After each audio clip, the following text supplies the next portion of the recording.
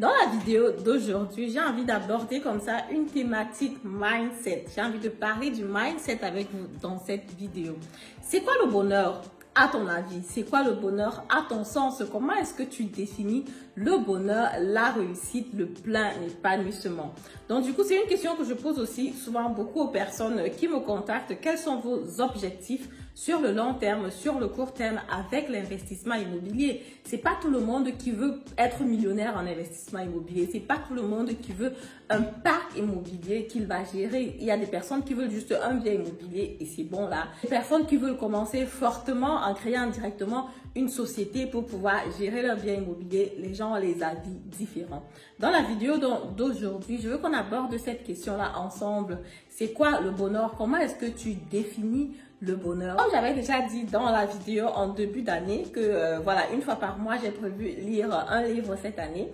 Et en lisant dans le livre de janvier, donc c'est ça, Personal MBA, c'est un livre que j'ai vraiment beaucoup apprécié pour des personnes qui veulent se lancer sur le business ou alors, comme l'auteur lui-même le dit, pour les personnes qui veulent avoir un MBA sans forcément passer par une école qui est très chère. C'est un bon livre que je recommande naturellement. Et dans ce livre-là, justement, il y avait cette question-là, c'est quoi le bonheur? Appuyé sur une histoire entre un Mexicain et un businessman. J'avoue qu'après, j'ai fait des recherches sur cette histoire que j'ai retrouvée beaucoup sur Internet, mais que je ne connaissais pas par le passé. C'est en fait ça que je vais partager avec vous parce que là, le businessman et le Mexicain aborder cette question du bonheur. C'est quoi le bonheur? Est-ce que le bonheur, c'est beaucoup d'argent? Est-ce que le bonheur, c'est les enfants? Est-ce que le bonheur, c'est un mari? Est-ce que c'est une famille? Est-ce que c'est la santé? C'est quoi le bonheur en fait? Je vous parle comme ça de cette histoire-là dans cette vidéo après l'intro.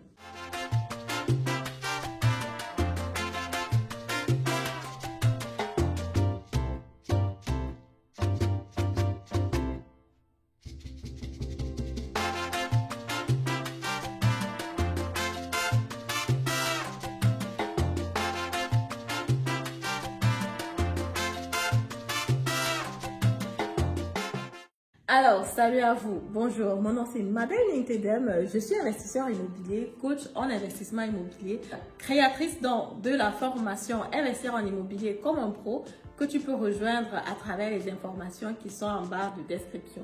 Tu as aussi la possibilité de te faire accompagner par moi si tu es déjà prêt à te lancer sur l'achat du bien immobilier. Je peux comme ça te présenter les biens immobiliers qui sont dans mon réseau.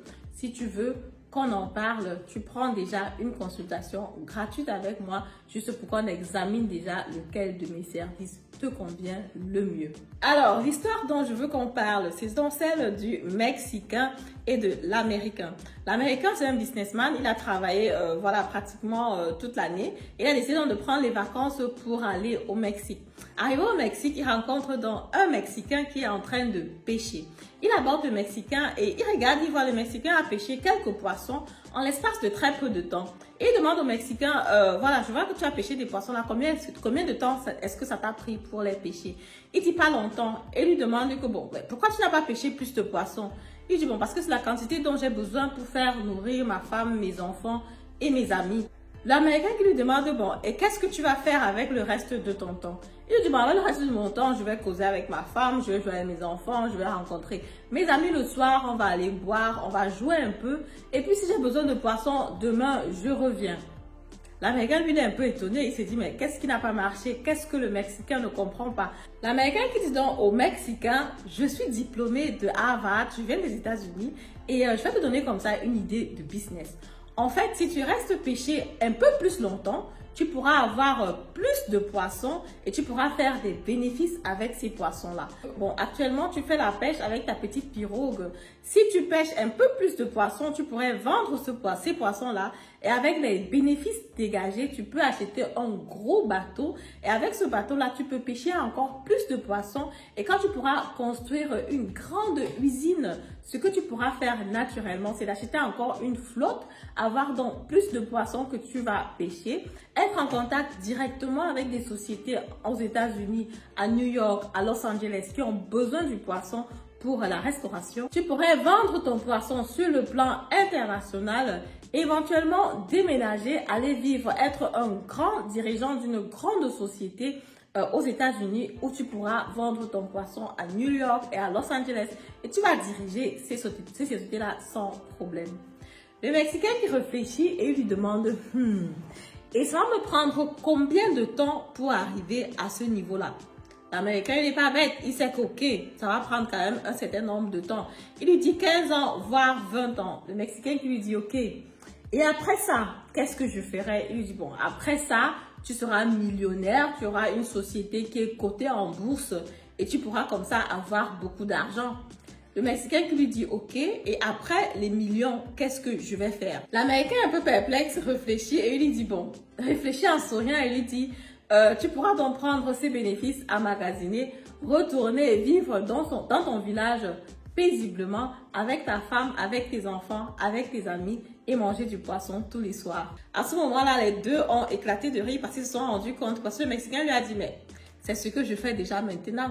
Pourquoi est-ce que j'aurais besoin de prendre 15-20 années de ma vie pour mettre un business sur pied, pour rentrer à l'étape où je suis actuellement? Ça ne me sert à rien. Justement, l'Américain s'est mis à rire et après, il s'est rendu compte effectivement, ça avait tout son sens ce que le Mexicain disait. Et quand il est rentré au boulot, aux États-Unis, il a résilié tout simplement son travail parce qu'il a compris qu'il travaillait, mais il ne savait même pas pourquoi il travaillait. Il ne savait même pas s'il était heureux avec ce travail-là comme ça. Voilà, c'est dans l'histoire que je voulais partager avec vous parce que ça pousse vraiment à réflexion. Je crois que tu as compris comme ça où je voulais en venir parce qu'il y a des personnes qui se suffisent vraiment juste avec le peu qu'ils ont et ils n'ont pas besoin de plus.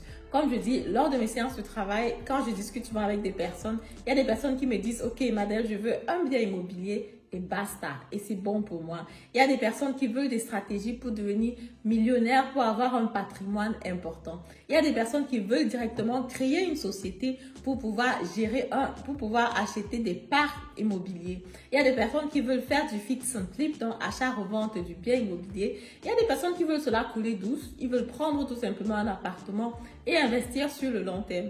Chacun a sa stratégie. Et il y a des personnes aussi qui ne vont jamais se lancer sur l'investissement immobilier, quel que soit ce qu'on leur dit, parce qu'ils pensent qu'effectivement la stratégie sur laquelle ils vivent actuellement leur convient et puis ils n'ont pas besoin de plus. Donc en fait, c'est à chacun de savoir quelle est ta définition du bonheur, comment est-ce que tu te sens épanoui.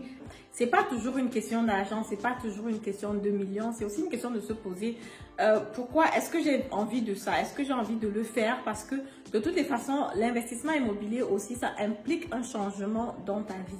Quand tu es propriétaire, tu ne peux pas être comme quelqu'un qui n'est pas propriétaire. C'est vrai que tu peux déléguer un maximum de tâches, mais quelque part, tu es responsable. Par exemple, tu sais qu'aujourd'hui, ta retraite est déjà assurée d'une façon ou d'une autre. Je ne sais pas comment, c'est que tu n'as pas besoin d'investir sur l'immobilier pour assurer ta retraite. Tu peux investir peut-être parce que tu veux un bien immobilier pour être occupé quand tu seras à la retraite, parce qu'à la retraite, tu ne veux pas, ne pas avoir rien du tout à faire. Tu peux investir pour ta future génération éventuellement, mais en ce moment-là, tu n'es pas obligé d'investir si tu sais déjà que la raison pour laquelle tu peux avoir besoin de cet argent-là, si le problème est déjà résolu, tu n'as donc pas forcément besoin de cet argent-là. Donc effectivement, c'est à chacun de pouvoir répondre à cette question. Quelle est ta définition du bonheur? Pour toi, c'est quoi le bonheur? Quand est-ce que tu penses que tu es heureux? C'est à chacun de nous de pouvoir répondre honnêtement à cette question-là. Je vous dis comme ça, merci de m'avoir écouté. Et si la vidéo vous a plu, comme d'habitude, je vous prie de me mettre un pouce en haut, de partager massivement la vidéo. Et on se dit à très bientôt pour la prochaine vidéo. Bisous. Bye.